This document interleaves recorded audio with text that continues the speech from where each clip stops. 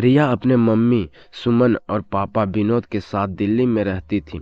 वह हर साल अपने मम्मी पापा के साथ गर्मी की छुट्टियों में ननिहाल जाती थी। उसका ननिहाल अलीगढ़ जिले में है। एक बार की बात है, रिया के स्कूल की छुट्टियां पड़ चुकी थी। रिया और सुमन ननिहाल जाने के लिए तैयार थे। विनोद को ऑफिस में काफ़ी काम होने की वजह से शाम को छुट्टी मिल पाई। दिन ढल चुका था। सुमन ने कहा, अब रहने दो, अब जाने का समय नहीं है। सुबह होते ही हम अलीगढ़ के लिए निकल जाएंगे। इस पर विनोद ने कहा, हमारे पास खुद की कार है। दिन ढल गया है तो क्या हुआ, हमें कौन सा वाहन बदलना है। रिया भी जिद करने लगी, मम्मा अभी चलो ना, मुझे अभी नानी के घर जाना है। रिया और विनोद के बहुत जिद करने पर सुमन जाने के लिए तैयार तो हो गई थी, लेकिन अंदर ही अंदर न जाने क्यों उसका मन घबरा रहा था। अब रात हो चुकी थी और इन लोगों की गाड़ी सड़क पर चले जा रही थी। रात की वजह से सड़क पर वाहनों का आना जाना कम हो गया था। विनोद कार चला रहा था। सुमन और रिया पीछे की सीट पर बैठे थे। जिस गांव में उन्हें जाना था वह गांव अलीगढ़ से करीब 20 किलोमीटर आगे था। वह अलीगढ़ पहुंच चुके थे। आगे का रास्ता कच्चा और सुनसान था। वहां कोई आता जाता भी नहीं दिख रहा था। गाड़ी अब कच्चे रास्ते पर चले जा रही थी। थोड़ी ही दूर चलने पर गाड़ी अचानक रुक गई। रिया ने पापा से कहा, पापा क्या हुआ, गाड़ी बंद कैसे हो गई। विनोद ने कहा, पता नहीं बेटा, उतर कर देखता हूँ। सुमन ने कहा, जल्दी देखिए और यहाँ से चलिए, कितना सुनसान रास्ता है, मुझे कुछ ठीक नहीं लग रहा है। कार से उतरकर विनोद ने गाड़ी के बोनट को खोल कर देखा, लेकिन गाड़ी में कहीं कोई कमी नहीं दिखी। वह कार के अंदर आकर बैठ गया और कुछ सोचने लगा। तभी सुमन ने कहा, क्या हुआ, चलिए ना। विनोद अभी भी कुछ सोच रहा था। फिर सुमन ने रिया के पापा के कंधे को पकड़कर जोर से हिलाया और कहा, क्या हुआ, क्या सोचने लग गए हैं, चलिए यहाँ से, मुझे बहुत अजीब सा महसूस हो रहा है। एक तो सुनसान रास्ता, ऊपर से रात, जल्दी चलिए। तब विनोद ने कहा, मैं ये सोच रहा हूँ कि गाड़ी में कोई खराबी नहीं है, फिर गाड़ी रुक क्यों गई। देखिए, क्या पता गाड़ी स्टार्ट हो जाए। तब विनोद ने गाड़ी स्टार्ट करने के लिए चाबी घुमाई और गाड़ी स्टार्ट हो गई। अब कार दोबारा उस रात के अंधेरे को चीरते हुए फिर आगे बढ़ने लगी। अभी थोड़ी ही दूर कार चली थी कि रिया चिल्लाई, मम्मी। एकदम से विनोद ने कार को रोका और दोनों मम्मी पापा रिया से कहने लगे, क्या हुआ बेटा, चीखी क्यों। इस पर रिया ने कहा, पापा मुझे ऐसा लगा जैसे हमारी कार के नीचे एक आदमी और औरत आ गए हैं। विनोद ने कहा, नहीं बेटा, ऐसा कुछ नहीं है।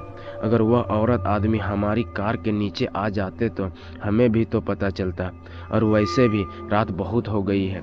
मुझे नहीं लगता ऐसे में इस रास्ते पर हमारे अलावा कोई और होगा। रिया की आंखें डर से फटी हुई थी और वह कह रही थी, नहीं पापा, ट्रस्ट मी, मैंने देखा उन आदमी औरत को। सुमन ने कहा, गाड़ी थोड़ी तेज चलाइए। गाड़ी की रफ्तार विनोद ने तेज कर दी। तभी कार के शीशे में विनोद को एक डरावना चेहरा दिखा दिया। उस डरावने चेहरे को देखते ही विनोद का हाथ स्टीयरिंग से छूटा और गाड़ी का बैलेंस बिगड़ने की वजह से गाड़ी इधर उधर चलने लगी। जैसे तैसे करके विनोद ने अपने आप को और गाड़ी को संभाला। तभी सामने एक औरत और आदमी दिखाई दिए जो गाड़ी रोकने का इशारा कर रहे थे, लेकिन विनोद ने गाड़ी नहीं रोकी बल्कि गाड़ी की रफ्तार और तेज कर ली, क्योंकि अभी तक तो वह रिया की बात पर विश्वास नहीं कर रहे थे। और अचानक से उन दोनों आदमी औरत का ऐसे कार के सामने आना और लिफ्ट मांगना सुमन और विनोद को डर से भर देने के लिए काफ़ी था। विनोद तो पसीने से लथपथ गाड़ी को अंधाधुंध रफ्तार में भगाए जा रहा था। तभी ये क्या, वह औरत और आदमी जिनको विनोद ने पीछे छोड़ा था फिर सामने खड़े थे और गाड़ी रोकने का इशारा कर रहे थे। अब तो उन तीनों की जान मुंह को आ गई थी। अचानक सुमन का फोन बजा। हेलो, कौन। दूसरी तरफ से सुमन का भाई अर्जुन बोल रहा था। हेलो दीदी, कैसे हैं आप। सुमन ने कहा, भैया कुछ ठीक नहीं है, इस रास्ते पर बहुत गड़बड़ है। और सुमन ने उन दोनों आदमी औरत के बारे में भी अर्जुन को बताया। तब अर्जुन ने कहा, दीदी आप चिंता मत करो, मैं अभी आता हूँ। और 10-15 मिनट बाद ही अर्जुन वहाँ रास्ते पर खड़ा था। विनोद ने गाड़ी रोकी और कहा, अच्छा हुआ अर्जुन तुम आ गए, पता नहीं क्या हो रहा था हमारे साथ, कुछ समझ ही नहीं आ रहा था।